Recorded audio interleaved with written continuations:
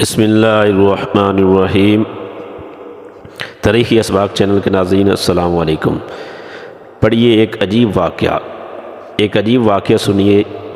حضرت عروہ بن زبیر رحمہ اللہ حضرت اسماء بنت ابو بکر صدیق رضی اللہ تعالیٰ عنہ کے صاحبزادے حضرت عائشہ رضی اللہ تعالیٰ عنہ کے بھانجے ہیں۔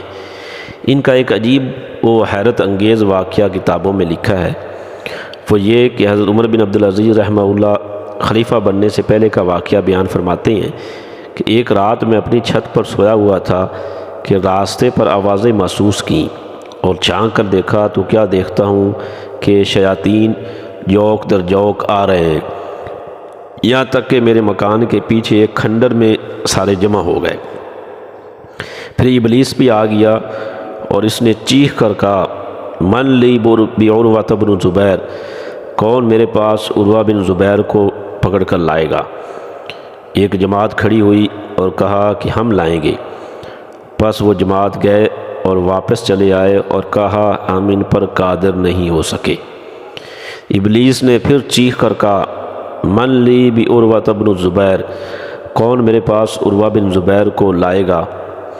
تو ایک اور جماعت اٹھی اور کہا کہ ہم لائیں گے، اور یہ جماعت بھی جا کر واپس آ گئی اور کہا کہ ہم ان پر قادر نہیں ہو سکے۔ اس پر ابلیس وہ بہت زور سے چیخا، حتیٰ کہ حضرت عمر بن عبدالعزیز کہتے ہیں کہ میں یہ سمجھا کہ زمین شق ہو گئی، پھٹ گئی۔ پھر چیخ کر کہا، من لی بعروہ بن زبیر، کون میرے پاس عروہ بن زبیر کو لائے گا؟ تو ایک تیسری جماعت اٹھی اور کہا کہ ہم لائیں گے، اور یہ جماعت بھی جا کر بہت دیر میں واپس آ گئی اور کہا ہم ان پر قادر نہیں ہو سکے۔ اس پر ابلیس غضبناک ہو کر چلا گیا اور شیاطین بھی اس کے پیچھے ہو گئے۔ حضرت عمر بن عبدالعزیز رحمۃ اللہ علیہ یہ واقعہ دیکھ کر حضرت عروہ بن زبیر رحمہ اللہ کے پاس گئے اور یہ سارا واقعہ ان کو سنایا۔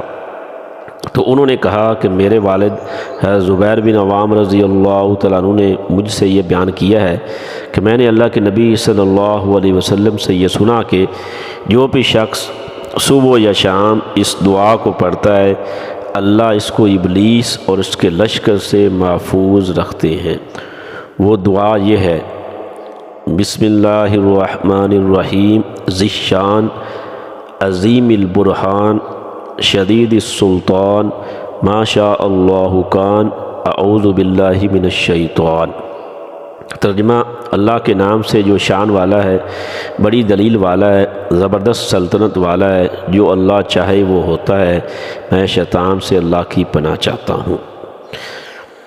یہ واقعہ تاریخ ابن عساکر کے اندر یہ واقعہ درج ہے 200 نمبر پر، اور مختصر تاریخ دمشق کے اندر اور کنز العمال کے اندر 5017 نمبر صفحہ نمبر پر ہے۔